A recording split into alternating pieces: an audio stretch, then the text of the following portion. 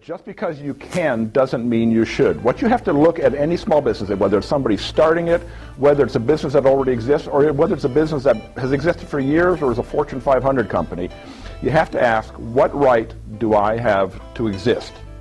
So how do you apply? Well, what do I bring to the table so that when a customer or prospective customer is looking at you, say, I understand that, I get that.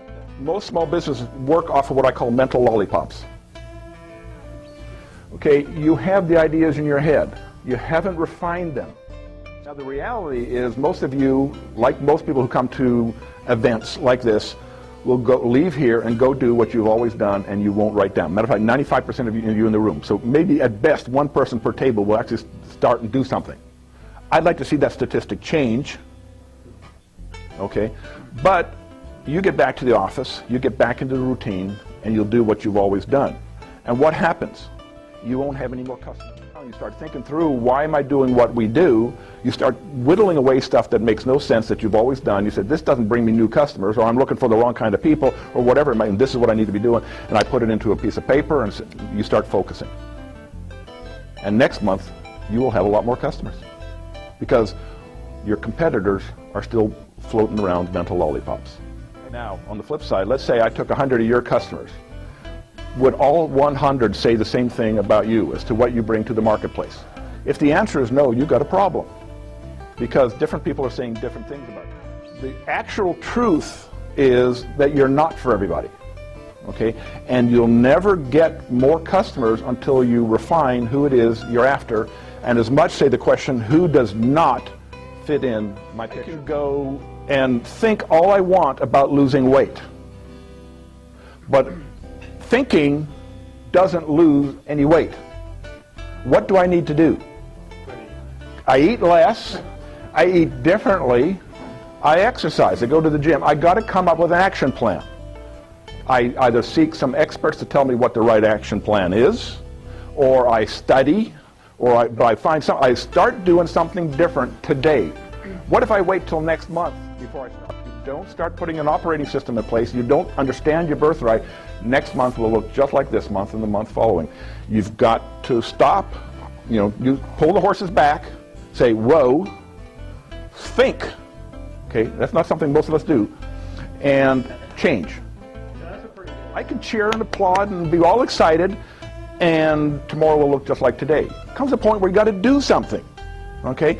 And to get more customers, to get people to buy your stuff, you've got to do something different. Because if it hasn't been working, why keep on the same track? What you want to go look at is saying, okay, which people are indeed buying? Is your pain or your problem significant enough to spend $1,000 for my product, or $2,000, or $5,000? Okay? Most of you, as small business owners, says, well, this is what I know how to do, so I'm going to go try sell this stuff. What you should be doing, that comes back to the birthright, is what's out there that needs resolution that I can help solve? All these small business owners out there, all over the world, starting small businesses, saying, I'm good at something, and 85% of them go where? Out the window. Now, is it because they don't know what they're doing, or they have a lousy idea? Sometimes. But more often than not, they're talking to the wrong people about the wrong idea with the wrong problem. Okay? So bring it back and say, I can change somebody's life. The issue is, can you change enough people's life, and will they pay you for that result? If you change, you will have a different marketing action plan. But what you need is multiple mechanisms. You have to be very clear about, here's how I'm going to create my word of mouth. It's not an accidental thing. So that should be part of your marketing operating system, or your marketing action plan. Here's 2 or 3 tools that I use to create my word of mouth. What about publicity inside your industry? What about my advertising program? What about direct promotion or response? What about getting connected, which includes social networking? All these things. How am I going to use all this stuff? What you want to have is somewhere about 7, 8, 10, 12 different ways of going to the marketplace. Okay? If you're constantly reinventing stuff, you'll never stabilize, and the marketplace will not come your way, because they're still trying to figure out who you are and what you're for, and you won't have a consistent result. And you won't have more customers.